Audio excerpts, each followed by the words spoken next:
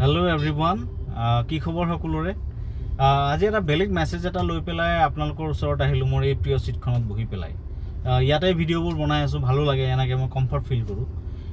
যি কি নহওক বাৰু কথাটো হ'ল এনেকুৱা এই যিবিলাক বহুত ডাঙৰ ডাঙৰ মানুহ থাকে যে ডাঙৰ ডাঙৰ মানুহবিলাকে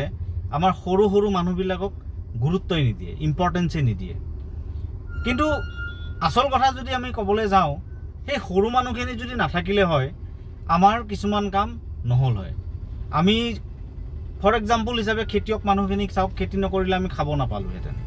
ঘৰৰ কিবা এটা কাম কৰিবলগীয়া থাকিলে তেওঁলোক নাথাকিলে আমাৰ ঘৰৰ কামখিনি নহ'লেহেঁতেন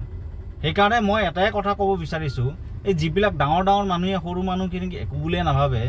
সেইটো তেওঁলোকৰ ভুল ধাৰণা